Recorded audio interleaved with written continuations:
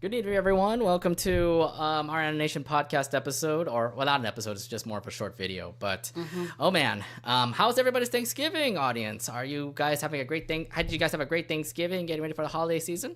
Yes, we hope that you enjoyed yourselves some amazing dinner like turkey, mashed potatoes, and stuffing, as well as the company that you spent Thanksgiving with, like your friends and family. Yeah. Oh, hold up for a second.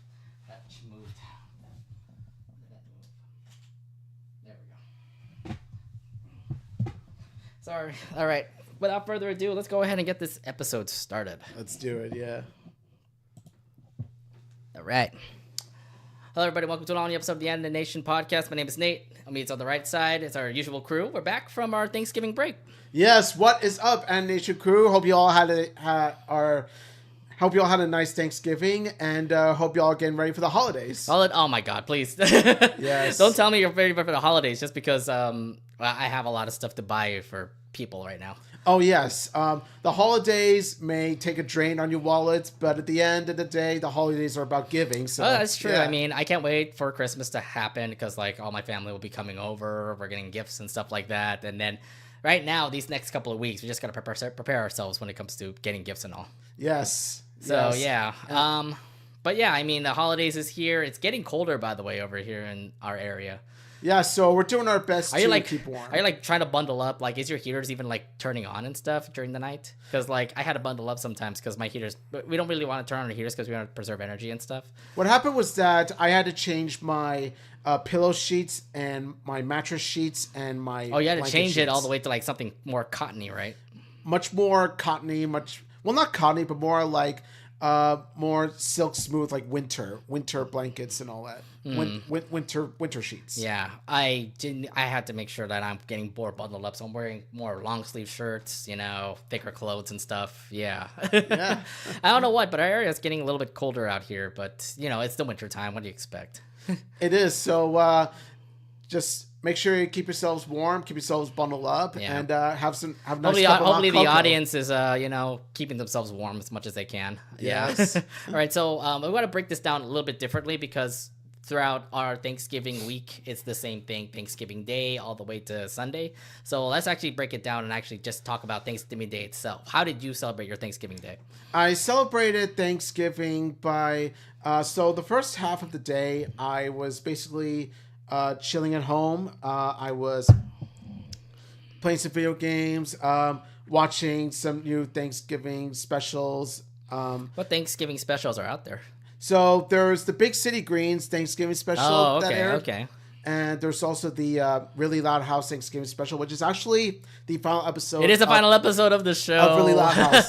And I will not miss it, but at the same time, I do wish the cast and crew the very best. I really will miss them because all of them portray the Louds really well. I mean, I can understand just because like I haven't seen second season to be honest, but I've seen Lincoln grow up. Like you can totally hear his voice getting more mature, and I'm like, I think it's time to go. It is. The animated Loud House has always been the true Loud House. I mean, it is. Yes, we get it, but like. The cast and crew of the Really Loud House has done an amazing job, making all these specials from Thanksgiving special to Christmas special. I mean, we started loving them from the Christmas specials, and then with the Halloween special and the Thanksgiving special. So I mean, they have been a really like awesome folks to run the whole entire show for a live action show.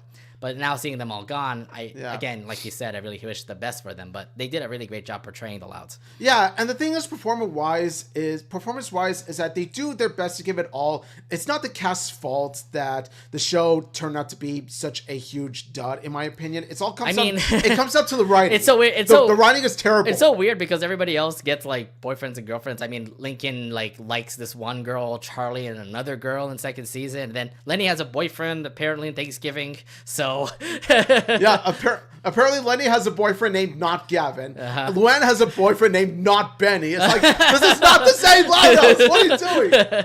No, this is just an alternate universe of the Louds, okay? Yeah, it's not a very good universe either, okay? There is no point to give the Loud House a live action treatment. I'm okay with it. I mean, I'm okay with it. They did a successful job with the Christmas special, so. Yeah, no, I'm not gonna say. I mean, like, if special. anything, the series did kind of like falter with a dud just because, like, oh, we don't have Ronnie Yan. You don't have like any of the Casa Grandes point out anywhere except Bobby. Yeah, Bobby, but Bobby ended up being unrecognizable. Yeah, I mean, yeah. Anything else? So, and then after that, we went to my family friend's place to Nice. spend Thanksgiving like we always do. They usually cook up some turkey, mashed potatoes, stuffings, and some Persian foods. And we also watched the Dolphins and Packers game, which ended up being a blowout. It's a blowout, so we didn't really do much when it comes. I mean, like, the games weren't that bad. I mean, like, the first game, the Lions-Bears game, was actually the more thrilling one, just because you were thinking the Bears will actually beat the Lions. I felt that the Dolphins-Packers game should have been one of the afternoon games. Yeah, but and I feel like the Cowboys-Giants game should have been the Thanksgiving tradition has always been Lions first, Cowboys second, and then they put a new game for the third Thanksgiving game, by the way. I'm just saying, there was a part of me that was kind of disappointed. Like, I wanted the game to be close because it's Thanksgiving night football. Yeah, I know, and I wish they could actually change it to actually have the Lions and Bears actually be the nighttime game. Yes. But then it's a tradition. I don't know what, they always put Lions first, Cowboys second, and then like the last game is like a random game. I mean, last year you had the Niners and Seahawks last year. Yeah. See, if I would have done it my way, what I would have done is that I wouldn't go the traditional route. What I would do is that... But you're breaking tradition after, like, what, over 100 years of football? What I would do is that I would have the Thanksgiving night football game be the tightest match.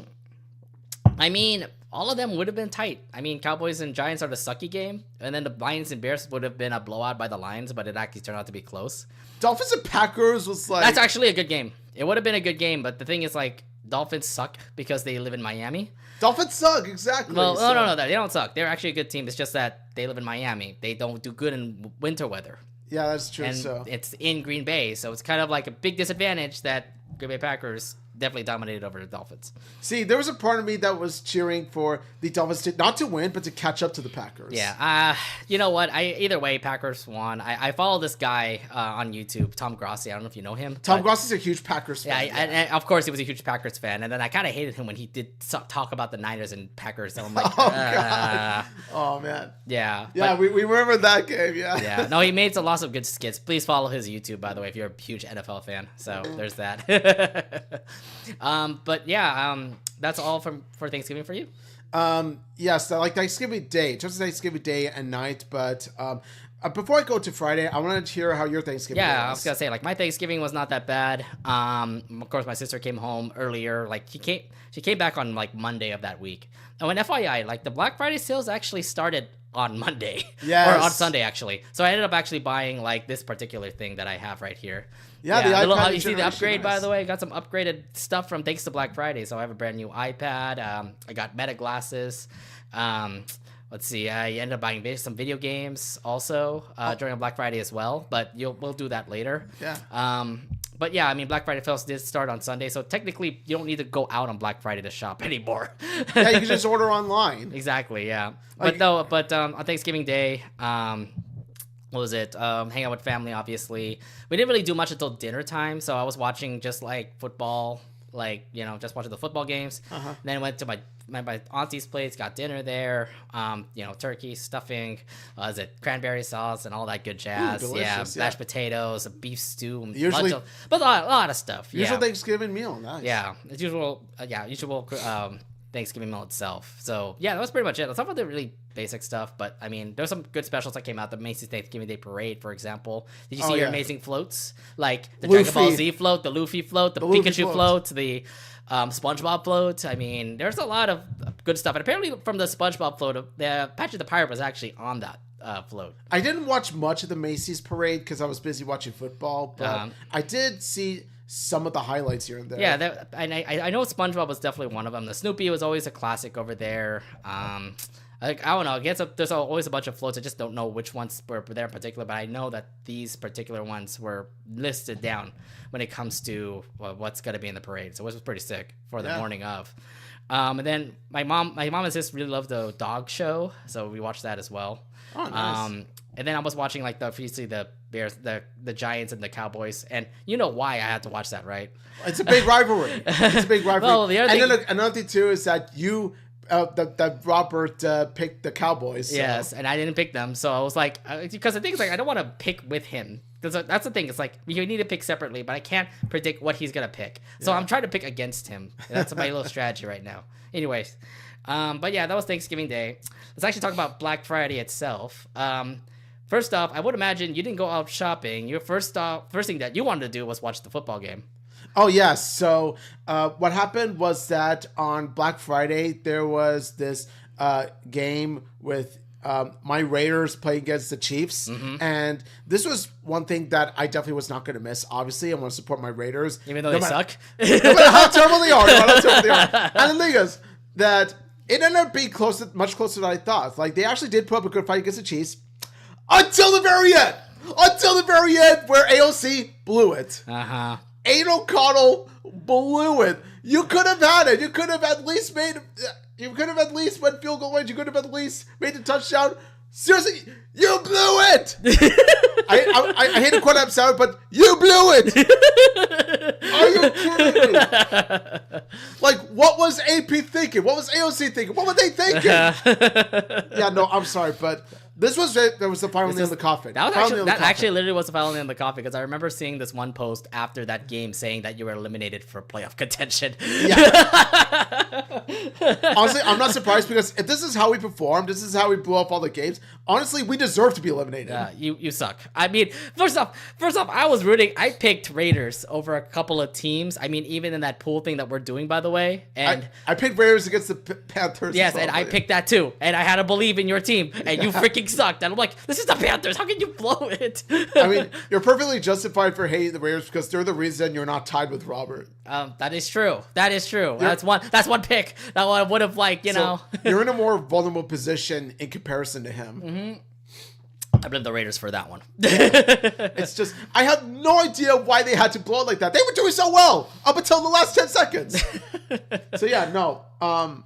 It took a toll on me, to where I had to vent to my friend. It was like, did you guys go on a call and just pretty much said, what the heck happened to the Raiders? Ah! No. So my friend was not a Raiders fan, was questioning why I'm a Raiders fan. I'm just like, it all comes down to team loyalty, bro. Come on. Loyalty to my team. Yeah. No, well, yeah. TLDR, Raiders lost to the Chiefs by 3 because of a botched fumble. It was totally botched. Like, WTF kind of fumble. Yeah. Well, what the fumble? Either way, Raiders are out of the playoffs, unfortunately. So yeah. Honestly, this should be a wake up call. There needs to be massive changes to this, NFL franchise. There needs to be massive changes. Yeah. So next week they play. This upcoming week. Should I even pick against them? Should I go to the fader route, like what your brother says? You might as well. You might as well. Yeah.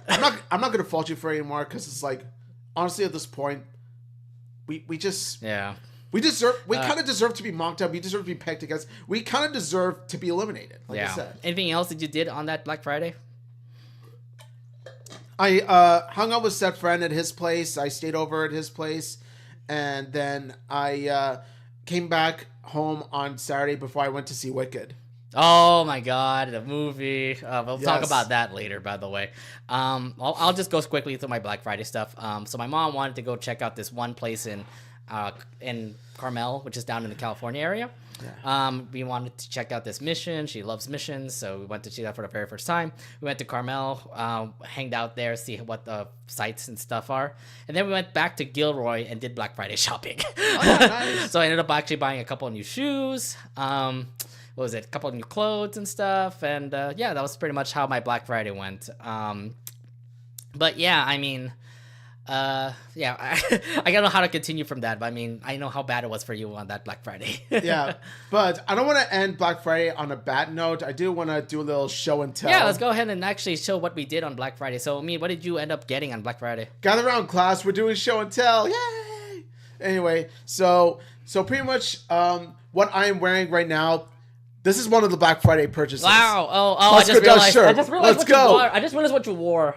Oh my God! Yes. No, stand up. They're not looking at it. Stand up. There you go. We're losers, baby. Because Husker Dust is the ship of Hasbro Hotel. Man. I love it very much. And also, Oh, you even bought Mario stuff. Mario pajama pants, yeah. Okay, nice. Both of them I ordered from Hot Topic. Yeah, I saw Hot Topic did have like a sale on certain shirts and stuff. Yeah. So good job that you ended up getting that Has Been Hotel stuff. I remember they also had like, what was it, Alistair stuff, Vox stuff, Lucifer stuff, even was it Charlie and Baggy, by the way? So Yes. they are really populating a lot of stuff for Has Been Hotel and Hot Topic, and they did have a sale for like $15 shirts. So I was like, I'm taking that for sure. I had to take advantage of the deals. So I had to take advantage of that for sure. I actually ended up buying a shirt, Big City Green shirt from Hot Topic. By the way. Nice. Yeah. And also, that's not all. I also bought a couple games from Amazon because I thought Amazon had some good deals. Now, one of them, of course, is Epic Mickey Rebrushed. Oh, have you played the game, by the way? I haven't played the original game on the Wii, but I've always wanted to play Rebrushed. I always wanted to get the Epic Mickey experience because I am a Disney fan, and as a Disney fan, this is a must-play. Yeah. Video game, and I actually played the first 10 minutes of it. It is so magical. Okay, cool. I haven't played it either, but it's a good recommendation, so thanks for letting me know about that. Then, and of course, the number one thing that I wanted to be a Black Friday deal, and I'm so glad it did because this was item number one, Ray Metaphor Fantasio. Oh, Metaphor Ray Fantasio. Metaphor Ray Fantasio, nice. baby. Yes, let's go. Yeah, these people who made the Persona games, Metaphor Ray Fantasio, is actually pretty epic. How much did you buy that, by the way, for? I bought it for about $50. The original price was $70. Okay, it's kind of the same thing because like Xbox Game Pass also had it on sale for like $52. So I bought it myself on PC. The game is awesome. Really and also, by the way, that game is currently nominated for Game of the Year. So it is, and I'm sort of conflicted on what to choose, like this or Astrobot.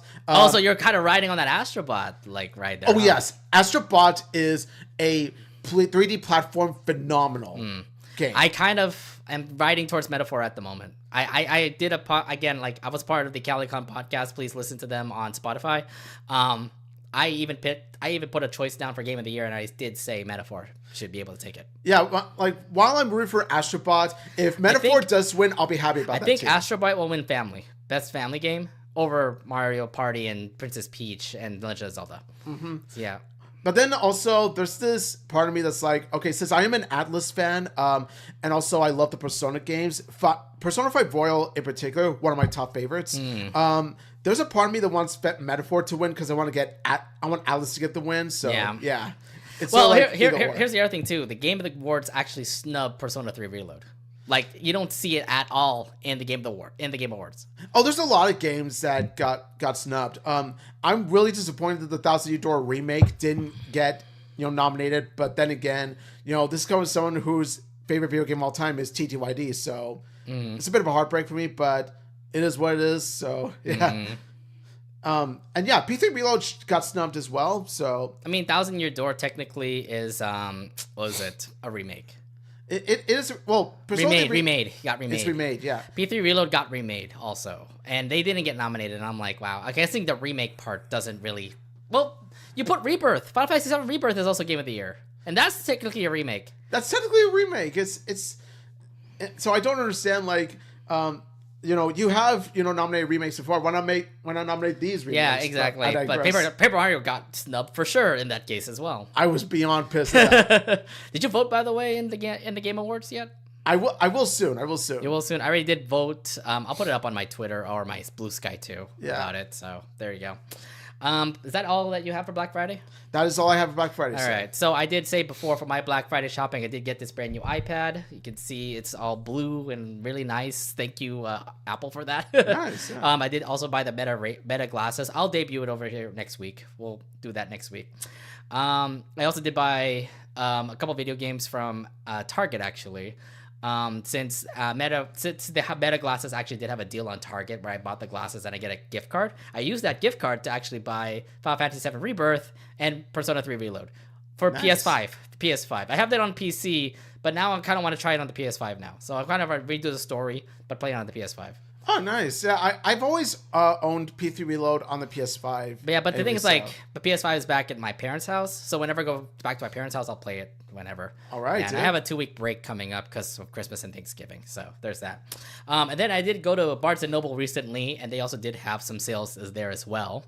And this is where I actually go back into my manga fix. So I ended up getting the Look Back manga, which is awesome because the movie was so good.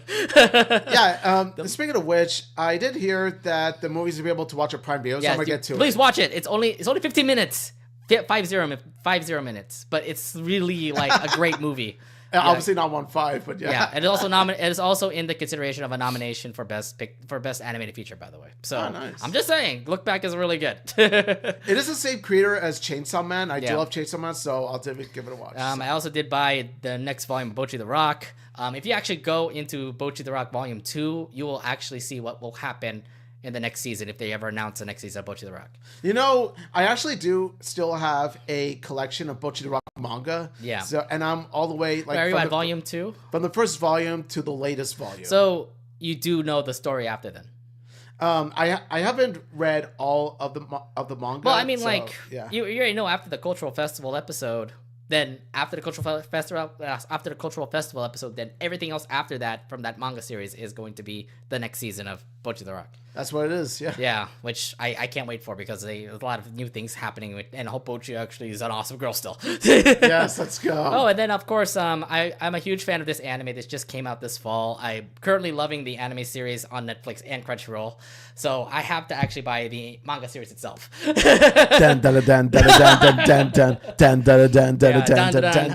I don't know if you guys watched Dan Dan Dan, but please watch it. Absolutely epic. I really want to cosplay. Was it Okarun now? AOTY. Talk to Crunchyroll Awards. Crunchyroll, don't mess up this time. I mean, if they're not gonna put Dan Dan Dan in Anime of the Year this for 2025, then put Free Ren as the Anime of the Year because they snubbed that last year, or they snubbed that this year. So I'm thinking like Too Many Losing Heroines. I think that's not gonna make it to Anime of the Year. And it's wishful thinking, but it's still Maybe Blessed Slice of Life, but not really like Anime of the Year material. like it's definitely such an underrated series in my opinion. Yeah. Let's see. Anything else that happened this weekend? I don't think I have much to actually say after that. I do want to talk about my 49ers that sucked, by the way. Yeah. I am not a happy fan right now. How do you think I feel? I mean, we have a better record than you. We at least still are possibly going to be in the playoffs, but I'm just like saying, oh my God, we fucked up in the snow. Christian McCaffrey's out. I am not a happy freaking 49er fan, but I hope we win against the Bears because they're the stupid Bears. And we could beat out the rest of the teams minus the Lions because the Lions are just way too good. So, you know, it's really the Niners injuries that really screwed them. Exactly. Like, if your players weren't injured, you would have clinched your division had your players stayed well. Had your players I know that. But I know it's just going to be a really tough season. Either way, it's whatever. Yeah, so that was happening on Sunday. I did yesterday actually, as we were recording yesterday, I actually watched Moana 2 and I gotta talk about this in a later episode, but I felt Moana 2 was not it was a dud. I was a dud. I would say like absolutely less it's absolutely disappointing from what I saw from like what I was supposed to see. Yeah. So when you find out that your movie was originally going to be a TV series, and then... Well, I mean, we'll discuss that later. Yeah. I'm just saying, like, you haven't seen it yet. Wanted to? I haven't seen it, but there's this massive red flag I just can't get on my head. I'm just saying that this movie, like, was so good. Like, I even watched Moana 1 literally before we were going to watch the movie. Because I want to get myself refreshed. I was like, oh, Moana, oh, Maui, oh, the Hey chicken. Oh, but no, I mean, I thought Moana was just absolutely amazing. The first movie. Second movie, yeah. When you see it in theaters, when you're about to see it in theaters, I'm just letting you guys know you might get a little bit disappointed. Yeah. Oh yeah, very. Best thing to do is go to Discount Tuesdays to see it because you don't want to pay anymore for it. That's what we did yesterday. We watched it on Discount Tuesdays. So. All right, that's good. Yeah. All right. That's pretty much all of our Thanksgiving talk. Unless you have anything else to bring up. Nothing much I want to say except I had a damn good Thanksgiving and I definitely await more holidays to come. Christmas, New Year's Eve. Yeah, Christmas and New Year's is also coming around the corner. So hope you get your Christmas shopping done. And I hope you guys all had an amazing Thanksgiving yourselves. Yeah, let's continue on with what's been happening in the month of December. And there's a lot of things happening in the month of December. Let's actually start it off with this particular show. Gentry Chow versus the Underworld. Yes, so we did talk about this a little bit. Gentry Chow versus the Underworld. This is going to be happening on Netflix. And I think it debuts this week as we're recording. From the way that the animation looks, from the previews and all the things that you saw about Gentry Chow, how excited are you about this show? Gentry Chow looks to be this badass action-y cartoon that takes place in a teenager's life. It's pretty much a mixture of it's a mixture of Danny Phantom, My Life as a Teenage Robot, and Juniper Lee. It's kind of a combination of the three. So I'm kind of wondering like how this whole Gentry Chow like story happens, because like she apparently was cursed with these like sorcery powers and stuff. And I kind of wonder how she gets to like live a normal life with those powers to say. And then, of course, the Underworld is the one that's looking up for her. So like, I feel like the Underworld was going to attack the human world, and she's the one to defend off like all the demons and stuff. I've seen the previews, by the way, and I feel like there's more characters that will be pushed into the show as well. Like, let's say maybe like Gentry Chow's mother probably will be helping out, or some like sensei will be coming in as well. I look like the show looks cool, so I can't wait to watch it when it comes out this week. I also do want to talk about the animation because it looks absolutely like, was it her name She-Ra? Kind of feels like She-Ra. It does feel like She-Ra. It gives off She-Ra vibes because of the animation style and how the action scenes are well detailed, well animated, well choreographed. Yeah, and I really love the animation. I mean, Netflix doesn't like miss when it comes to animation and stuff, like how cartoons are and stuff like that. And I feel like this will definitely be quite a hit that I can't wait to watch. I can't wait to watch it as well. And one thing that I want to see Gentry Chow do, and this is something that is inspired by anime in general, but definitely give backstory and development to the demons themselves. Like have each and every single demon that Gentry Chow faces give a backstory as to why and how they became demons. Kind of like Demon Slayer in a way. Kind of like Demon Slayer. That would be a good thing to bring up as well. How did the whole Underworld came to be? That was one thing. And also another thing too, I want to watch this just because I miss Arcane. Yeah, so if you already... Since Arcane is now over, and if you've already watched the entirety of Arcane like I have, you have another one lined up. I'm just saying, this is probably going to be, I wouldn't say as good as Arcane. Arcane is just a legend of it itself. Oh, Arcane is peak Netflix. Nothing could top Arcane. Yeah, something tells me like this is at least something that is in the realm of like at least a good animated show. So that's why I kind of like, look, there's nothing really much on Netflix at the moment besides Dandadan. So I might as well just like check out the cartoon. So Gentry Chow is right there. Yeah, it looks to be in the same realm as something like Kipo in the Age of Wonder Beast, for example. Yeah, that could be. So I'm just saying, like, this looks to be quite interesting, so I can't wait for this. Yes. So let's hope that the show does successful, and let's hope that Netflix doesn't screw the show over. Gentry Chow debuts December 5th on Netflix, which is pretty much tomorrow. So check it out when you watch it. Netflix, you better not screw the show over. Please don't screw it over. At least give it for like 3 seasons and then think about it. Like what you did with Glitch Tech with 2 seasons, and then you just pretty much lifted a cliffhanger. Don't give it the same treatment you gave Glitch Tech's an Inside Job. Yeah. Oh God. All right, let's actually move on to another Christmas thing that's happening in December. The Spongebob and Sandy's Country Christmas. Oh, yay! So the synopsis of the Spongebob and Sandy Country Christmas says that when one of Sandy's experiments go awry, the Cheeks family teams up to save Christmas in Bikini Bottom. So how are you feeling about this special that just came out in December? How I feel about this special is that, it's a cute special. It's a nice little stop motion special. I'm not in a rush to see it by any means, but it's something I'll check out just to get to holiday spirit. I kind of am curious about the whole Sandy Cheeks family thing, because I have a feeling because of the whole Sandy Cheeks movie that came out on Netflix, that some of those characters will be referenced in this movie or in this particular special. Yeah, the thing that surprised me was that Sandy Cheeks family has reappeared again after the movie, and I feel like this Christmas special is a follow-up to that movie. Again, I don't know my facts. I don't know if my facts are right or wrong. I'm just saying if the family actually from that Netflix movie actually does come into the show. I don't think they do. I don't know. I just have to follow up on that. I haven't watched the movie. I've actually seen previews, and you see footage. There's a scene in which the Cheeks family arrive to the Krusty Krab. Okay, so they do come back. Okay. Yeah. So you did watch the Saving Bikini Bottom movie? I didn't watch the movie, but I did watch a glimpse of Country Christmas itself. Okay, so you did see that. Hey, Sandy's family's back. By the way, no, I'm never touching that movie. I got better things to spend my time. I'm not touching that movie. It did get top 10 when it first debuted, by the way. So. Well, yeah, because it's SpongeBob and it's popular, so. Yeah. I do want to say this, though. The animation does look a little bit familiar. If you remember the stop-motion SpongeBob episodes, they are bringing it back and actually making this special a stop-motion special. So how do you feel about the fact that we haven't seen the stop-motion show since the Halloween one that they brought up many years ago? Oh, this isn't the first...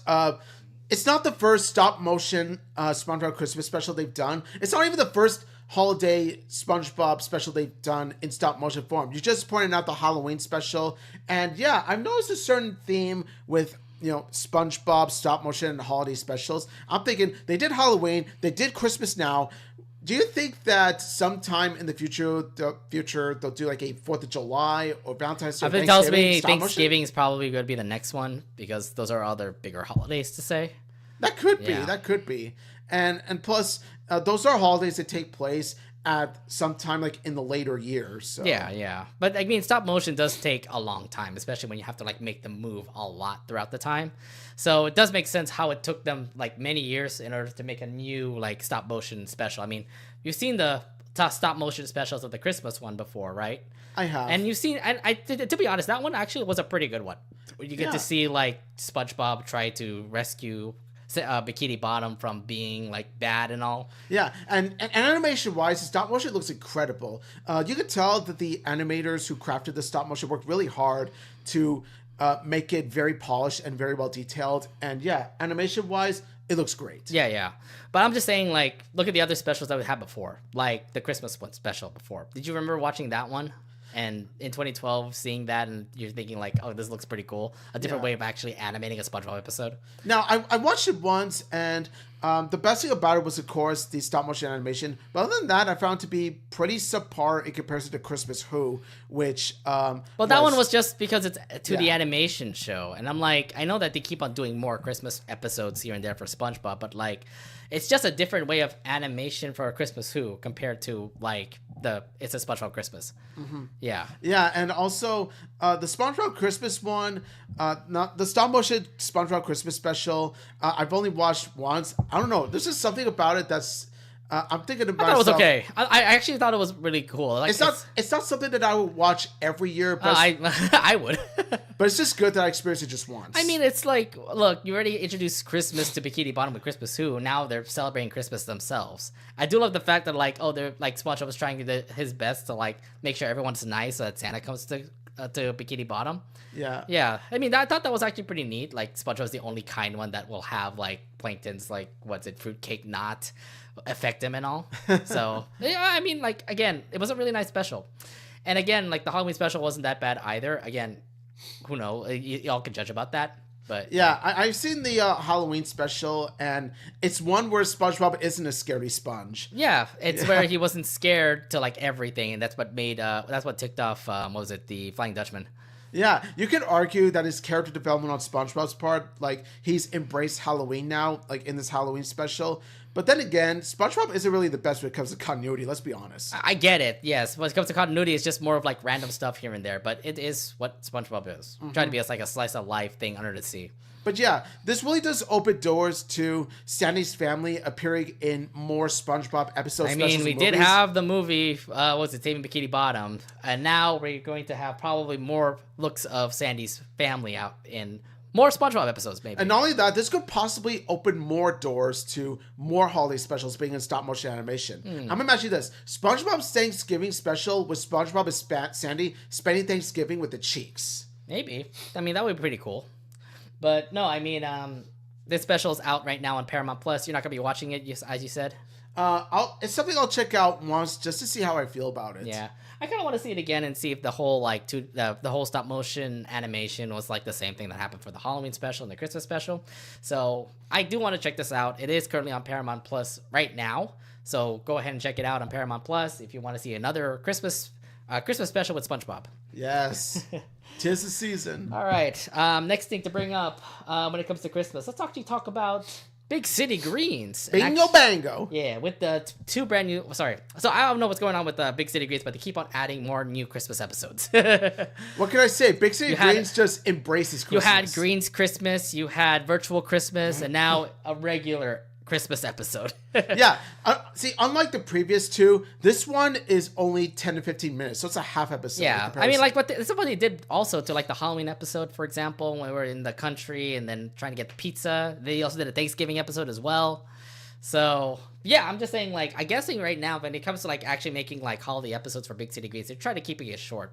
Yeah. Anything. Yeah, I think it's to save the runtime, and also they have more episode ideas they want to make into episodes, so that's actually why. Yeah, that might be why. All right, so let's actually start up with the first episode called Dream Tree. Synopsis here says Bill and Cricket follow clues from Cricket's dream to search the woods for the perfect Christmas tree. What do you predict will happen in this episode? What I predict will happen is that, of course, you see Tilly in her adorable dress, like the pilgrim dress, and then you see the Green family doing their usual shenanigans. I think what will happen is that like Nick, Nancy's dad, will sort of be the Scrooge, the Ebenezer. Oh, are we Scrooge. trying to do a follow-up of Christmas Carol here? Not really. Like, here's the thing. Now, every Christmas special has its grumpy character. Like, you got Ebenezer Scrooge, you got the Grinch, and now you got Nick. And the thing with Nick is that he's a sleazebag. He's an old bastard. And so he wants to use Christmas in a way to scam people. He wants to use it to trick kids into thinking that you'll get coal whether you're naughty or nice. I can't imagine what kind of Christmas schemes that Nick will have up his sleeve. Yeah, so the fact that like this whole dream tree, I believe this is all gonna be in the country, I'd imagine, just because like it's for them to get a perfect Christmas tree. If they're doing it in the city, it's gonna be hard for them to actually find the perfect Christmas tree there. That, and also you have to consider the fact of Big City Greens has already spent Christmas in big cities, so it makes it makes sense why they could bring in the country. Yeah, you want to mix things up a little because we never see them spend Christmas in the country, so I want to see what happens when they spend Christmas in the country. Yeah, I think it'll be a nice little twist because I know when I saw Tilly in that dress, it is in Christmas. It is in the country, so yeah, I would say like they're probably gonna be celebrating in the country. They're gonna have like all the Greens family coming, so you get to see like. You got to see Alice. You got to see Nancy. Obviously, Nick is also going to be there too, and a bunch of the other like country folks as well in Smalton. Going like to be good there. Old Joe. Like good, yes, good old Joe. I got so many other people over there. But yeah, I think this whole quest is just going to be like Bill and Green. It's kind of like what happened in the Thanksgiving episode when they try to hide the whole turkey thing. Yeah, so it's another Bill and Cricket like episode where they try to like search for a Christmas tree. Yeah. Now, it won't be the exact same kind of premise, but this is another episode in which you could have Bill and Cricket work together as a duo in a holiday special. Yeah, I mean, that'd be awesome to see that again. I think this is going to be a pretty fun special to see. I can't wait to see like what kind of stories happens between both of them, but we already know the main one is Bill and Cricket finding that Christmas tree. I don't know what Tilly's going to be doing. I don't know what Nancy's going to be doing, probably making some meals, but it looks to be a fun one. I can't wait to see this one. Yeah, I don't think it's going to recycle too much from the Thanksgiving special. They're going to have some, they're going to have their own different kind of plot lines in this episode, but it is going to have similarities, similar parallels. Yeah. So that's the first half of the Christmas episode. It's Dream Tree. The next one is called Blue Greens. The episode is called Tilly Catches Inui, so Cricket tries to cheer her up. Oh, she's bored? Yeah, so Inui's taking over Tilly's mind. Don't tell me this is gonna be an Inside Out 2 reference in Tilly's brain or something. So it's Inui's time to shine in Big City Greens. Can you believe it? So I get it. Tilly's bored. Cricket's trying to cheer her up. So I'm assuming in this episode, Cricket goes out into the city, tries to like cheer Tilly up with doing something fun. Yeah. It kind of surprises me how Tilly would get bored because you got to keep in mind, Tilly is quite an energetic.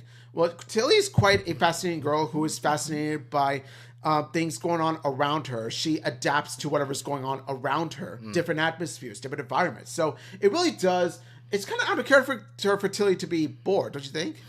It is kind of out of character for Tilly to be bored. So I mean, that's just not her because she always loves to be like, you know, creative, imaginative. Yeah, she wants to be creative and imaginative. So I don't know what made what made Tilly bored. I'm like, but what's going on in your mind? Is it just because Inui took over your mind?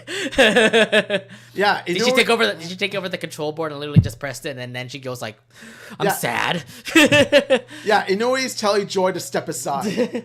Well, the other thing too is that I think, well, there's no cell phone. I just remember in the Inside Out 2, like Inui literally has like a cell phone. She's just mostly like laying back, just on a phone and all that. Look, Tilly doesn't have that, so I'm assuming she's probably just gonna be like bored and just like. Something on her bed or something like that. What about this? Tilly has been gifted a phone or tablet for her birthday, and she's gotten so addicted to her phone that she ends up being bored, so she's like scrolling on her phone. Yeah, I don't know if she has a phone, because like the only people that have phones are like, I think Bill and Alice. That could be it, yeah. Yeah, I don't know their phones. Apparently they did get a cell phone. So I remember that one episode of Big City Greens. I don't know if continuity works there. No, but I do think this is actually going to be a fun one for Blue Greens. This is a Tilly episode, so I can't wait to see how this goes. Yes. I'm excited for these new episodes. Bingo bango. So let's actually talk about the other Christmas specials that also did come up for Big City Greens, like Green Christmas and Virtually Christmas. Which one? How do you like them? And do you like them both? Like, honestly. Green Christmas is a BCG masterpiece. Like Green Christmas really does capture the harmony and the spirit of Christmas through and through. Between Cricket trying to be nice, but just like Cricket trying to get presents in his own way, to Tilly trying to be nice to people, to Gloria dressing up as an elf. Yeah. just because Gloria showed up. Oh, that's the reason why. She looks cute in her elf. Just because Gloria is there. Oh, okay, that's the reason why she loves this episode. And also, of course, you got Nancy and Alice trying to find the perfect gift for Bill. Mm-hmm. It's the episode that captures everything about the Christmas holiday: the giving and the giving and the receiving, as well as what it means to be nice. Yeah, and I do think that that one is actually better, I think, than Virtually Christmas, because this is just more of like Cricket being selfish, just doing a Christmas in a VR world. Virtually Christmas is more random. It was more random, but at the same time, I also want to give props out to the people who animated that cartoon. I would imagine 20 minutes of animating that cartoon is going to be tough on them. Yeah, it goes back to what I said. It's similar to the argument I can make about the SpongeBob holiday specials, is that aesthetically the Virtual Christmas looks amazing, but in terms of its episode plotline, is not that great. Yeah, I mean, it's just more of like Cricket being selfish and just wants to get a Christmas dinner while everybody's currently in a VR headset. And see, it's Cricket being selfish is not bad. It's that there was no nuance to it. Yeah, either way, I mean, I think that was okay, but I mean, no doubt about it, Green Christmas definitely was like definitely the obvious like best one out there for sure. Yeah. So there's that. Do you think these episodes will actually do well against like the against Green Christmas and Virtually Christmas? Oh, it's got nothing on Green Christmas. Absolutely not. But in terms of Virtually Christmas, it might make some stiff competition. I mean, look, the Green Christmas and Virtually Christmas are all specials, and they all are very good in their respectable ways. But when it comes to Dream Tree and Blue Greens, these are just more like random episodes, and I feel like they will not really hold up to becoming like a Christmas special like the other two. Well, obviously not, because for one thing, this is 15 minutes while the previous two were 30 minutes. So, I think this, either way, I do think like obviously the big one is definitely Green Christmas, because everyone loves the whole like thing. I mean, see a sad Tilly at Christmas Day. Come on. Giving her cold for Christmas. What's wrong with you? Yeah, and oh my gosh, yeah. That musical number where Tilly, sings it Great Christmas. It's just like breaks my heart. Everything in Green Christmas is just absolutely classic. So yeah. I really hope these episodes are gonna be living up to as much hype as it is. But it tells me like it's still a Christmas episode that Greek big city's gotta go through. But either way, these two episodes will debut on December 7th on Disney Channel and will also air on December 13th on Disney Plus. So please check it out for all you Big City Greens fans. Yes. All right, so we are going to hop out of the TV world into the internet as we talk about another cartoon that is also debuting soon. Episode 4 of the Amazing Digital Circus is also coming out this month, by the way. Yes. All right, so in this next Amazing Digital Circus episode, the circus crew goes on an adventure as fast food employees. Yeah, so their next greatest adventure is Fast food service. Okay, so they went through a candy canyon, and then they went through a haunted mansion, and now a fast food spot. What? Something tells me this is going to be the best by far because of the fact it's going to be the most relatable. Just because everybody's just gonna be like working on fast food to say. I would imagine like Pomni literally just being like the cashier person. So and then again, like everybody's wearing their uniforms. I see Ragatha messing up in the kitchen. I don't know what Kingler's doing. Jax is being stupid, of course, or like sinister, of course. Yeah, and of course you got. I mean, that's the whole thing about the whole trailer that we saw for the Amazing Digital Circus was just all of them just being employees. But I think one character that pops up to me was the masked girl. I forgot her name. But she was very happy. Yeah, I feel like we're gonna have a story about her. I think that, so what it comes down to is this. Each and every single Amazing Digital Circus episode has given full-fledged development to one character. Episode 1 was Pomni. Episode 2, you got Gummy Goo. But to be fair, Gummy Goo technically pretty much disappeared. Kane? Yeah, but so it didn't really focus on any of the main characters of Amazing Digital Circus. Episode 3 gave huge development to Kinger. You have to wonder, who in episode 4 will get the most major character development? I already said it before. It's that one. It's a masked girl, right? Yeah, it's a masked girl. Yes. It could be the masked girl. Dude, I've never seen her too happy.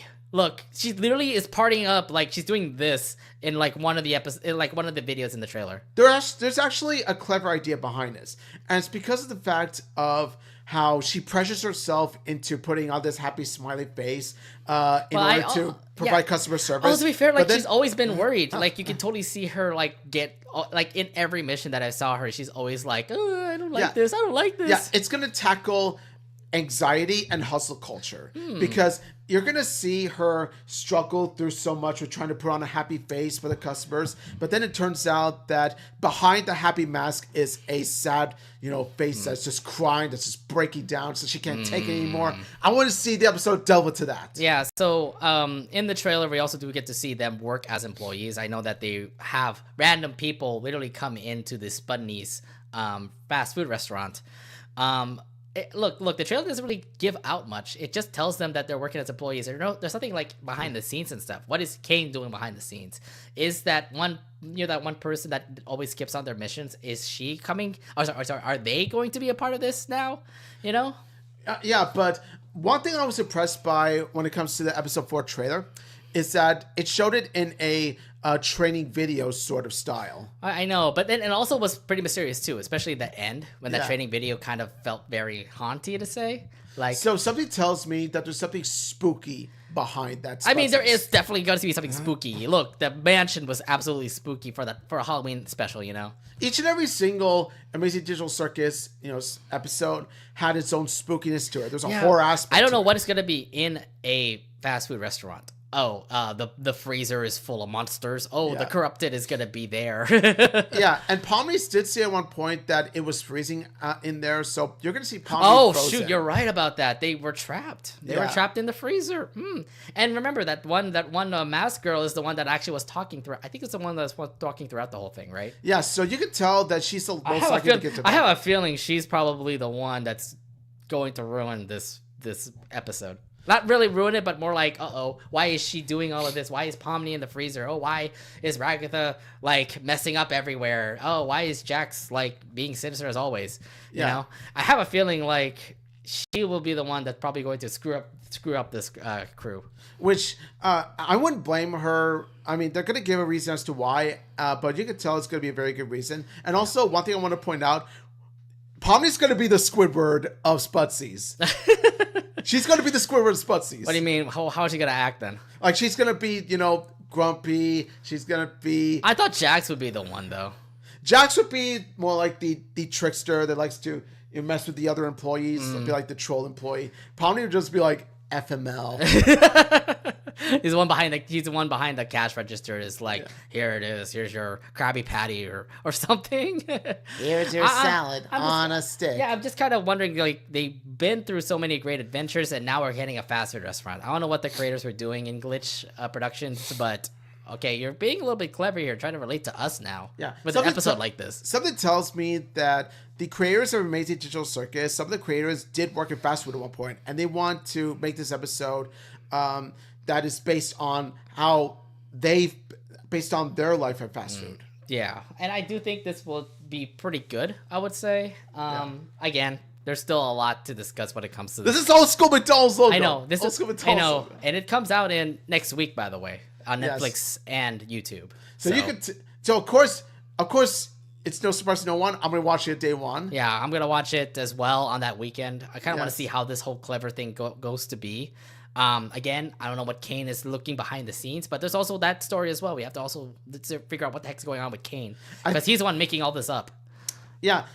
Now, each and every episode does give some sort of depth to Kane, but I have a feeling that the closest we'll get to seeing Kane get actual character development, like we know the backstory of Kane, the final episode. Well, I mean, we still have more episodes to come out for Amazing Digital Circus, but look, there are still something like in each episode that we get to see who Kane is, what he's making, and all that kind of jazz. Yeah. So, yeah. Anything else you want to bring up before we...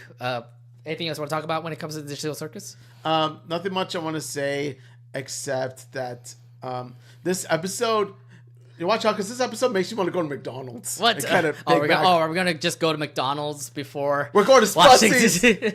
This freaking They even put the freaking like McDonald's like logo and stuff. The old McDonald's logo's there. Oh God. Either way, if you are a big Amazing Digital Circus fan, the new episode will be coming out December 13th on Netflix and YouTube. Please check it out there. Yes. All right, so let's hop out of the internet and actually move on to the big screen, because we have a lot of big movies coming out in the month of December. Let's start it off with The Lord of the Rings. Yes, let's go. The War of the Morim. Oh God, that's a really weird name. Morim. Yeah. Oh gosh. Okay, so this is absolutely looks great with the fact that it's an anime. It even is directed by one of the like anime legends to say. So it's the best of both worlds, where you've got anime and you've got Peter Jackson's Lord of the Rings. You combine the two, you make this. Yeah, I mean, even Peter Jackson is also behind this as well, trying to work on this. But according to, well, we talked about this like pre-show, but apparently this happens actually many years before what happened in Lord of the Rings. Yes, many years before, and not only that, but it's its own side story as well. Meaning you don't see Sam, Frodo, Bilbo, or anything like that. That's even before the Hobbits then. So I would say, correct me if I'm wrong, but does take place before the Hobbits as well. Okay, that's saying something. So I have to admit this year, I have not watched Lord of the Rings, so I'm not one of those big fans. It's kind of weird because like my mom's a huge fan of the Lord of the Rings, and she actually watched those whole 4-hour movies. And for me, like, I need to literally sit down and actually watch those movies, because like if I were to watch all 3 of them literally in one sitting, it's pretty much half your day done. Yeah, I've watched the Lord of the Rings trilogy, but not the Hobbit trilogy. Yeah. So I've only watched the Lord of the Rings. I have to say this though: if I were to start Lord of the Rings, would this be a good way to start it? Because this actually explains the Lord of the Rings lore that was in the movie, right? I would say that this is a good precursor to watch before getting to Lord of the Rings, just for the fact that it does give background to some lore of Middle Earth. Mm-hmm. Because I want to see how this, like, heroine actually turned out to be such a great, like, character to say. Because she's the main character, that's what I know. And she leads, like, some sort of kingdom to, like, glory to say. Yeah. I don't know much about Lord of the Rings, but from the way I'm seeing this whole trailer, she's like the queen or something, or princess or something. Hera's more like the badass princess. Yeah. Yeah. So I just think like she's like a princess, like trying to fight for her kingdom, and this is the story of how she turned out to be like that. Yeah, it's also about her facing off against this War of the Helm guy, who is voiced by Brian Cox, so you can tell that's going to be a badass villain there. So yeah, needless to say, I'm excited to see how this is going to turn out. I'm excited to see the animation of this movie, because the animation of this movie is so glorious. This is absolutely like an anime itself. Yes. Like, I just never expected like the Lord of the Rings actually going into animation itself, because they've been through it with The Hobbit, and that has been a very long movie series itself. Yeah. The Lord of the Rings, of course, that was the big long movie series as well. I just never expected at all that they would want to talk about more of the Lord of the Rings with an animation movie like this. Yeah, and I do like how it's a combination with anime, and as an anime fan myself, this is a Lord of the Rings project. I have to see it. Yeah. I have to see it. So again, I have now acknowledged when it comes to Lord of the Rings, this is gonna be my first time actually watching it. And to be fair, like, of course, anime is just awesome, and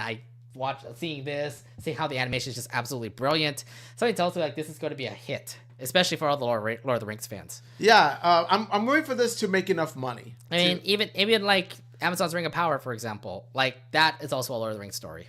So I know what they're doing right now with Lord of the Rings. They're trying to like make some prequel stories after what happened with how successful Lord of the Rings was, and same with The Hobbit. So yeah, they're definitely expanding upon. They're pretty much going to this multiverse saga. It's so weird that not multiverse, but more Middle Earth saga. It's so weird they're going. It's a Middle Earth. Yeah, thing. it's so weird they're going backwards. Like the Lord of the Rings movies, and then The Hobbit was before the Lord of the Rings, and then this Mortimer is actually before the Hobbit. So and watch there'll be sometime down the line there'll be a prequel movie that takes place before this. Yeah, possibly.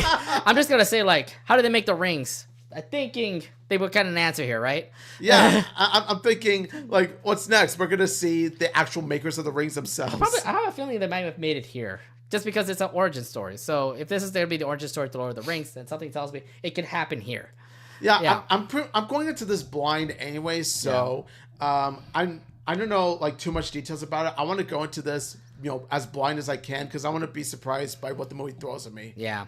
So obviously you're excited for this movie, right? Yes, I am. As a fan of the Lord of the Rings trilogy, as a fan of anime, this is a must. So how will this hold up in comparison to like the past Middle Earth like movies that you've seen when it comes to The Hobbit, Lord of the Rings, for example? Now, I haven't seen the Hobbit movies, but they are subpar to the OG Lord of the Rings. So I'm just saying. I heard they're still good. So I'm going to say this might be in between. This might be in between to where it is close to being as good as Lord of the Rings, but still not as good, but still close.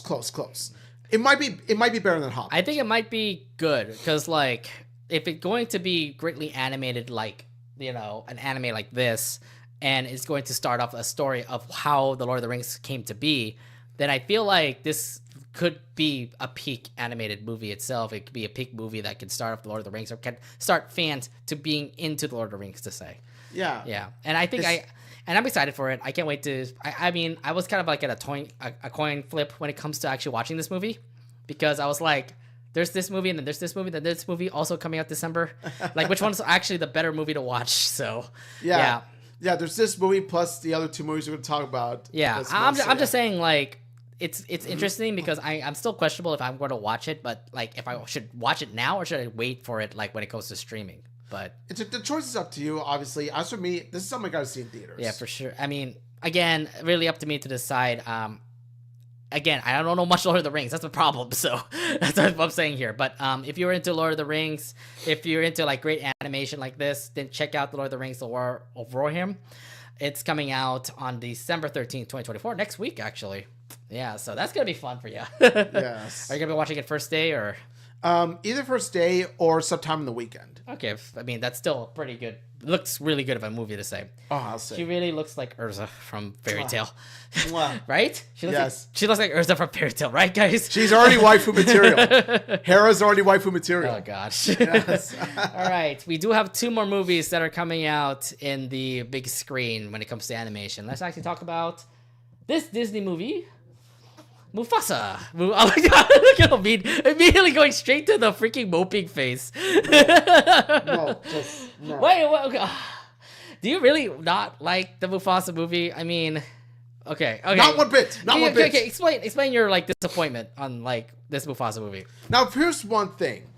This movie would have worked had it been done the same animation style as the classic 2D animated Lion King. Mm-hmm. Not the follow-up to the godforsaken 2019 Lion King remake, which was completely awful. One thing. Second off, I feel like the story is... Now, the story of Mufasa, while a bit interesting, it does contradict one thing. Do you remember seeing, like, do you remember when Mufasa said the great kings of the past looked down on us?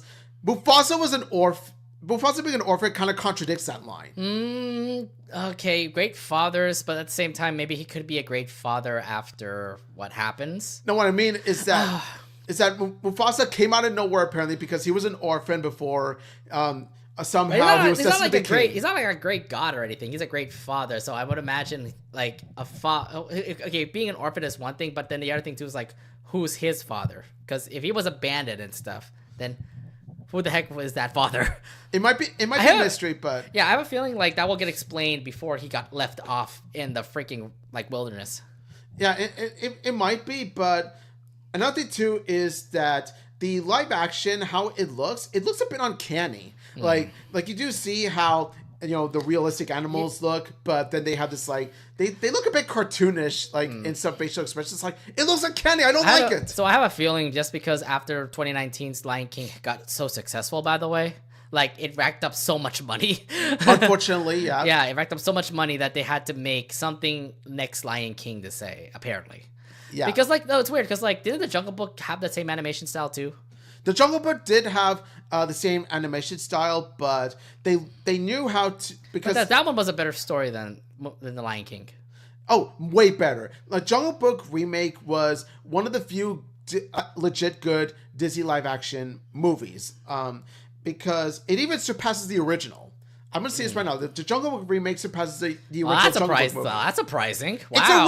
It's a rarity. Not only was the story darker in a good way, not only was the story more engaging, but the animal characters even look legitimately good by the way they're captured, the way they move, the way they talk. They actually feel natural. They never felt uncanny. This feels way too uncanny. I mean, the one thing about the live action Lion King is that they did follow the story of the 1990 Lion King. Yeah, they did. And the problem with that was that the problem with the remake of Lion King was that it was a shot-for-shot remake. Yeah, it's a shot-to-shot remake. I mean, like, what are you expecting? Something new out of, like, the original story of The Lion King? Like, it's more dragged out. It follows the story of the original beat by beat, but then they made the remake much more duller, much more long for no reason, and all around... I don't know about that. I mean, like, I thought, like, the original, like, the live-action Lion King was, of course, like, a little mediocre. But, I mean, like... It was really bad. But I really followed up with, like, how the story went. And I'm like, oh, yeah, that's right. Zazu was, the person out there. And apparently there was a Zazu that also happens in the Mufasa movie itself. You don't mind this Zazu because it's voiced by John Oliver? Yes. I don't care about... I mean, he's amazing. But besides that, I mean, even the other characters as well. Timon and Pumbaa was also like portrayed pretty well, I would say. They're not really as funny as compared to like Nathan Lane back in not nearly. Yeah, not back in like long time ago in the 1993 like remake to say. But no, I mean, look, they tried their best to like remake it, and I know it's not as great compared to like the cartoon back in the 90s. There was no reason to remake it in the first place. Yeah. They wanted to make a profit. Yeah, but the other thing that kind of like irks me when it comes to this is an origin story. This is supposed to be like a prequel to what happened to the Lion King. And it's like, where did the story come from? Like, is this Disney's making of the story? Was this made from a book before? What was this Legend of Mufasa? You know? Yeah, and so this is directed by Barry Jenkins. It's his passion project, and I do get passion projects. I understand this is his baby, but still, though, it's an ugly baby. So he's the one who made the script, who made the story of Mufasa? Yes, Barry Jenkins. Did he make like a book or something, or did he make like some sort of thing that makes us reference to what Mufasa's origin story was? Because I don't think there is. I don't think there is, but the director himself says that he's passionate about this project. I don't understand passion projects, but still, though, with this, really, like, I mean, you could do better. You could do better. Okay, my thing is that I actually want to watch it. I actually want to see how this goes, just because, like, look. Like, it's Lion King, it's a classic, and me as a Disney fan kind of thinks like, well, okay, if you're going to make a big movie like this, how is this going to pan out? Because it is the origin story of what Lion King was, when you had Mufasa literally become like the king of the land, to say. But like, when I look back at the trailers of like how Mufasa was, he was raised with Scar, they were brothers, and how did they find that land? Because they did meet up with like Nala, they did meet... Sorry, not Nala. Sarabi, yeah. They met up with Sarabi. They met up with Zazu. They met up with, like, Rafiki. All of them were trying to find that land. It looks like from the trailer, by the way. So, somebody tells me, like, all of these, like, lions and, like, other animals came together to find a land that they can call home. Yeah, and it does sound intriguing in and of itself. Don't get me wrong. But just the simple fact that it is a follow-up to Yeah. I understand. that I do thing. understand it, but the other thing too is like, how did the whole thing with Scar and Mufasa come to be? Like they're brothers, but they're all rivals too. When you first saw it in the cartoon, And I'll come to find that out when I watch it on Disney Plus. okay. Because I'm not giving my money to this I thing. will still watch. I would still watch it. Also, the people who are behind this movie are something. I mean, first off, James Earl Jones is in this movie. Of course, you know he passed away recently too. So I want to give my respect out to him as well. I would imagine there's probably gonna be something in the credits saying like "Rest in peace" to James Earl Jones. You know. And I might give this movie a watch later on when it comes to Disney Plus, just for the sake of curiosity and of course to pay respect to James Earl Jones. But other than that, like I'm not paying movie to see this. I'm not doing it. Also, Lin-Manuel Miranda is in it, also worked on the music in the movie, and he did work on the Moana movie. You know. Lin-Manuel Miranda is the GOAT, but not even he could sway me to watch this in theaters. No. This man just doesn't want to see this freaking remake. Or that's not remake, this prequel story. Yeah, it's just, look, there's nothing about it that really captures my feeling. There's nothing about it that screams must see. My thing is that I want to try it. I want to see how this Mufasa movie works, because it is something interesting. I mean, we watched it at D23, the trailers and like the performances from the folks that were going to be in the movie. And it's like, okay, now you mesmerized me to actually watch the movie. Yeah, I watched it, and the only good parts about the presentation of Mufasa was Lin-Manuel Miranda. You had everybody pop up. Like, it's unfortunate Beyonce wasn't there. Okay, yeah. You had Seth Rogen be a part of it. He was right there. And I saw him too. I'm like, oh my god, you are in the movie, but you are Pumbaa. So, yeah. But I also did hear the voice of Pumbaa, Timon and Pumbaa, also in the movie as well. And I don't know if they're gonna be in Lion King, the Mufasa movie, but I'm pretty sure it's just a little cameo appearance of them. Yeah, it's gonna be them. Along with Kiara, who is, of course, in the movie. So props to them for Disney direct-to-DVD sequel representation, I guess. It's going to be Kiara, Timon, and Pumbaa listening to Rafiki tell the story of Mufasa's origins. Yeah. And something tells me like this.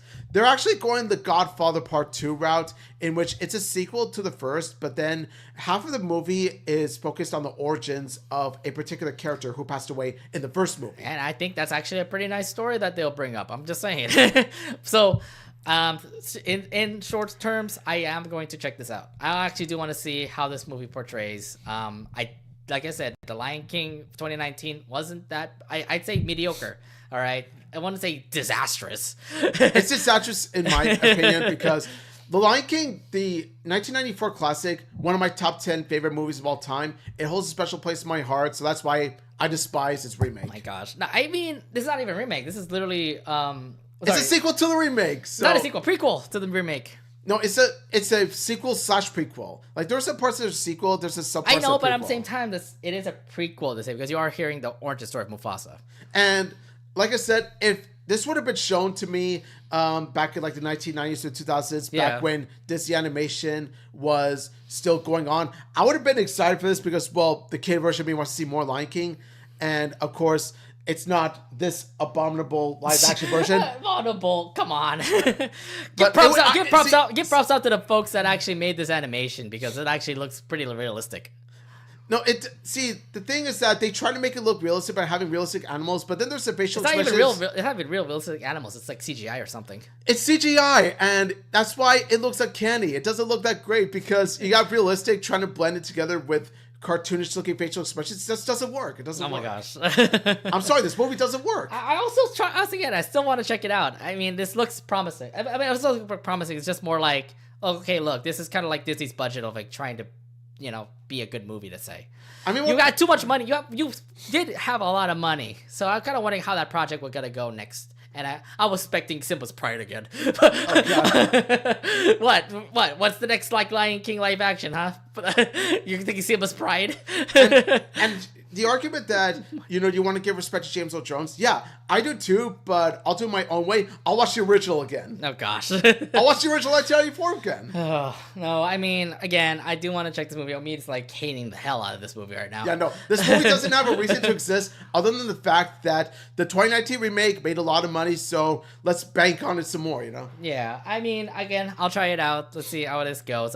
People in the audience, you can go ahead and put your comments down saying, like, if you guys want to watch this movie or not. But I'll be in the right for this. I mean, big Disney fan. What do you expect? Yeah, I mean, comment below, let us know. Yeah, I'm just saying, Mufasa coming out December 20th. See it in theaters if you're a huge Disney fan. I would say I'll check it out maybe like a week later because another movie is coming out on the 20th. And we're going to talk about this one a lot now. And this one comes out the same weekend. Sonic 3. Yes! Come on.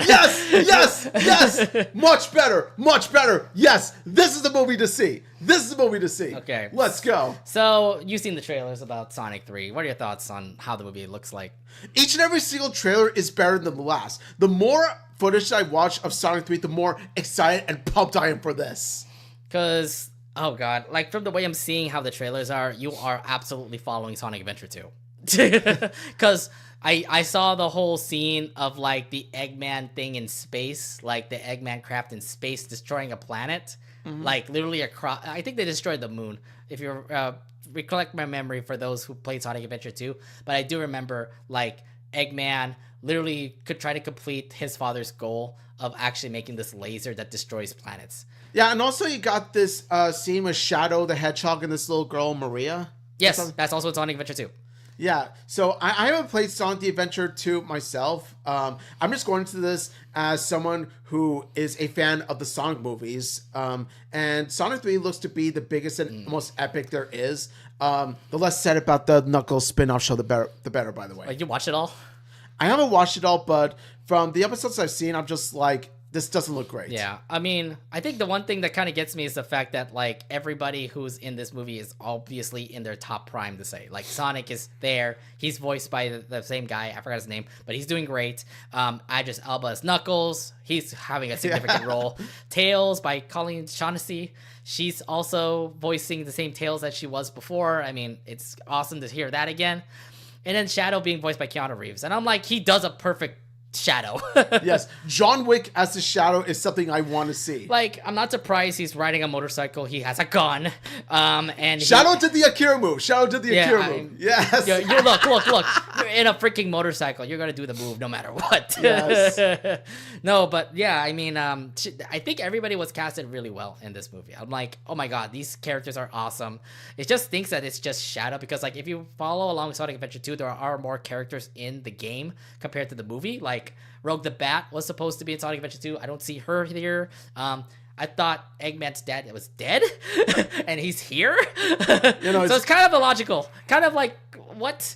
It's Dr. Eggman's grandpa. I mean, yeah, it's his dad. It's his dad. But I'm just saying, like, I'm just saying, like, in Sonic Adventure 2, I think the dad passed. Again, mark me if I'm right or wrong. But Eggman was there to fulfill his dad's duty to make that thing that destroys planets. Yeah, and I think that Sonic 3 is going to explore much more of Shadow. It's going to get more in depth. And also, in terms of how much it follows Sonic the Adventure 2, like I said, I haven't played the game, but I do imagine it follows some beats of it. You know, it does. And it may not be accurate, but, you know, you don't have Amy, you don't have Rogue, you don't have, like, other characters in the Sonic franchise yet. Not yet, yeah. Wait till Sonic 4 when they introduce Amy. I feel like she's next. Amy will be there, and I don't even know what the next threat is gonna be. Eggman comes up again and does something stupid. And then I also want to also shout out to Jim Carrey too, because I thought Sonic Adventure 2 was his last role or something. But he's back. I thought he's retired. Jim Carrey's Eggman / Robotnik has always been the best part of these Sonic movies. He really does give it his all in terms of his hammy performance and how he has so much fun with the role. Yeah. And he's threatening while funny at the same time. No, he's absolutely like, he's absolutely great as Eggman. Because like, you see Eggman in the games and he's kind of a serious kind of guy, but I love how Jim Carrey pulls off Eggman. Like, he makes him seem more funnier compared to like a serious villain, you know? Yeah, and then of course you got Eggman's Papa. Okay, well that's also Jim Carrey too. Yeah, both perform with Jim Carrey flawlessly. I don't know how he can do like both roles at the same time. I'm like, wow, this is double work for him. Double the Eggman, double the evil. Double your villains, double the fun. Double villains, double the fun. Yeah. I also do love the puns in this freaking movie too. Oh my gosh. There's this one really hilarious part where this one kid approaches Tails and is like, "Are you Pikachu?" Oh Detective Pikachu. I was like, Super Smash Bros. Multiverse, Confirmed. Super Smash Bros. Movie confirmed. I don't know. Paramount would love to have Pokemon though. Are you Detective Pikachu? And then Knuckles like, you do look like Pikachu. Pika Pika. That was Knuckles, yeah. It was so funny. I was gonna sell also the reference to Chows, like the the little monsters that come up. I think they were like in a party with like other kids. Yeah. And those Chows actually are part of the Sonic world too. Yeah, so I was like, Chows, oh my god, yes! Oh. So I do love it. Like they are, I do love how like Sonic is how the Sonic franchise of the movies that they're doing right now. They're really referencing stuff from the games. Yeah, and I'm like, this is great. This is cool. Like all the Sonic fans will absolutely love this movie franchise. Yeah, the Sonic fans especially will definitely eat this up. They'll love all the Easter eggs that go into it. Not only that, but they'll be enthralled. Well, I mean, anyone who watches this movie will be enthralled by the sweet combination of action and comedy. Also, I want to bring this up too. I mean, you've watched both Sonic movies. Why haven't you played a Sonic game? I haven't played Sonic Adventure 2, but I have played a couple of the OG Sonic games. I know. I'm just saying, the Genesis games. The Genesis games, yeah. Yeah, but have you played like the other Sonic Adventure games, like Sonic Adventure DX, Sonic Adventure 2, Sonic Heroes? You said you played the Seven Rings. I don't count that. That's like not one of the best games to say. yeah. Like now, when it comes to my relationship with Sonic, I haven't played much of these Sonic games. I haven't confirmed. You should probably get started on a couple. I haven't consumed much of the Sonic media. I've been much more of a Mario guy. Yeah, I know you're a Mario guy, but like I do understand. I do completely understand the hype. I understand the I do understand the I understand the impact Sonic had on gaming in general. Like Sonic is definitely a cultural phenomenon. Yeah, it absolutely is huge, and the fact that like Paramount is actually doing really good with this particular franchise and their movies, I just think it's just going to rock. It's definitely going to be a really good movie. When you compare it to the previous two movies, how hype are you for this one compared to the other two? I'm much more hype. I'm hyped for this one just by Shadow alone. Shadow the Hedgehog looks to be this epic character with a deep tragic backstory. Oh yeah. Oh, you're on point there. And it makes me think, okay, this is gonna have the best drama out of the three. Mm-hmm. I mean, you haven't played Sonic Adventure 2, so you don't understand. I don't. Like, this is going to be my introduction to this backstory. I'm just saying this. So, yeah. I mean, like, if they can at least nail a couple of stuff in Sonic Adventure 2, then I would absolutely love this movie. Because it, like, again, follows up with the game. Shadow looks pretty epic. I mean, from the way I'm seeing, like, how things are with this movie. The fact that he is, well, you'll see the movie, but the fact that he is this particular other hedgehog. How did he become this hedgehog? Yeah. Good question. He gives you a lot of questions, but you don't know about it. You don't understand. Yeah, I'm like that one. I'm like the one Homer Simpson meme. Yeah, like, I'm that Homer Simpson meme where it's just like I'm Homer, and then everyone else at the bar is those that play Sonic Adventure 2. I'm just like, hey, what's going on? I really can't. I really hope that it does follow up with Sonic Adventure 2, but at the same time, if they are going to at least follow up with Sonic Adventure 2, they need to bring up the other characters, if anything. So, if we're gonna have a Sonic Adventure, if we're gonna have a Sonic movie 4, we need to have Amy and Rogue somewhere. Yeah, they have to be at least there somehow, some way. Yeah, I think this is not gonna be a trilogy. It's gonna be quadrilogy. It's gonna be maybe because like I feel like they can build up more when it comes to the Sonic franchise from here. Like, they have more characters to introduce in the Sonic franchise. I mean, you have Cream, you have Amy, you have Silver. There's a lot. There's a lot of things that they can also introduce in Sonic. So I mean, if they can make more movies, they can. I won't imagine this movie becoming successful. So yeah, I'm rooting for this to be successful. I'm rooting for this to make as much money as it can. And I did say this before. This also does come out December 20th. So something tells me this is probably going to outbeat Mufasa. Yes, let's go. Team Sonic, let's go. Like I hope it crushes that other movie into the dirt. It will. But here, somebody tells. So here's my plan. Like I will watch I will watch Sonic Adventure 3 first. I'll watch the Sonic movie 3 first, and then watch Mufasa after that. Look, I mean, give them their comeuppance. I'll give Paramount my money. I'll give Disney my money. Like, I already gave Disney Moana, okay? So that's fair. Yeah, I kind of want to do the same thing again. I do want to try at least Mufasa, see how it goes. Like, me and Jess will probably watch it, and we're definitely going to be watching this one for sure. Yes, so Sonic the Ring. yeah, this looks to be epic. Trailers have been looking hype. This comes out December 20th in a couple weeks, and oh my god, looks to be good. Let's go.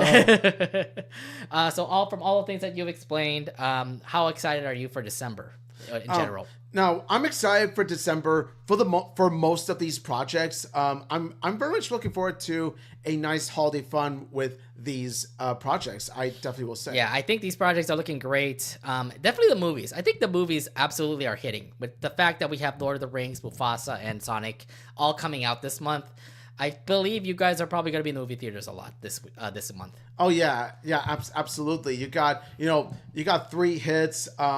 Like 2 I'm excited for, 1 not so much. I think like out of all the 3, the one I'm excited for most, honestly, is the Lord of the Rings movie. Really? More than Sonic? Oh, that's surprising. Lord of the Rings more than Sonic because I'm a I find that surprising because I thought you're gonna be on the Sonic hype. Because I'm a Lord of the Rings fan and I'm an anime fan. It's the best of both worlds. Yeah. So of course I'll be hyped for this. Dude, I'm more hyped for Sonic compared to Lord of the Rings. Like, if I were to put my top 3, it would be Lord of the Rings, Mufasa, and it would be Sonic, Mufasa, and Lord of the Rings. So it's 1, 2, 3.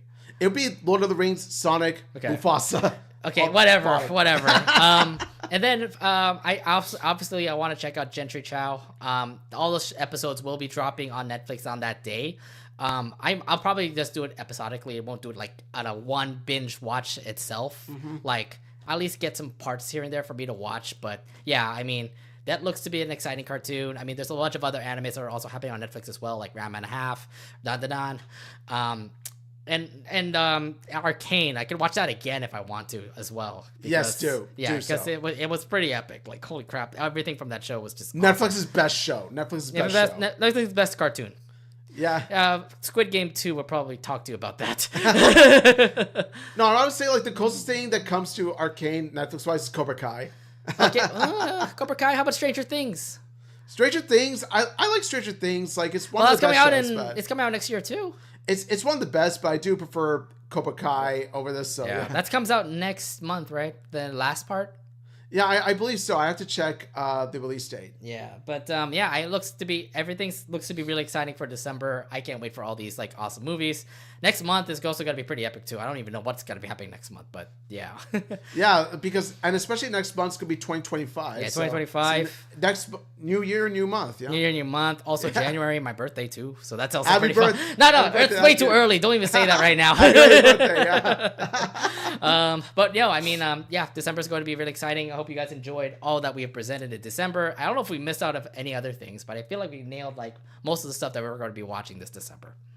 Yeah, absolutely. So comment down below. Let us know which ones you're excited for, which ones you're most excited for. Yeah, exactly. Anything else you want to bring up before we end this video? Yes, I just want to say, we're in the month of December, which means happy holidays to all. Yeah, happy holidays to you guys. Make sure you get your Christmas shopping done and all that jazz.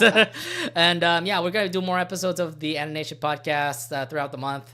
So make sure you're subscribed to our channel. Make sure you hit the subscribe button on YouTube. Hit the bell button so you'll be notified when we'll be coming up next. And also follow us on our social media sites on Twitter and on Instagram. And we also do have our Blue Sky coming out real soon. I have to make that account soon. It's weird because I have to make a new email account to make that thing. So yeah, we've been saying, there's a Blue Sky account coming, but we haven't made it yet. So yeah, but no, Blue Sky is now becoming our new thing. Forget the dead bird. Yeah, forget whatever the hell that thing is. Yeah. Like, it's not Twitter anymore. But either way, we'll still be on Twitter, just to share all the kind of news that are in the animation to say. Yeah, the thing is, I'm still active on Twitter anyway for whatever reason, but reason, I'm mostly on Blue Sky now. But I'm much for Blue Sky, obviously. Yeah. Anyways, I think that's pretty much it. That's all we can discuss when it comes to December. So hope you guys enjoy your December. We'll be back next week for a new episode of the Anination podcast. But until then, that's it for us here. Thank you very much for watching. Take care, bye, everybody. Peace. See y'all later. Really? No Mufasa love for you? No Mufasa. Oh, come on. No. Come on. Oh, my God. Not a fan of no live action remakes or sequels at all. Give it a chance, man. Give it a chance. The thing with Disney is that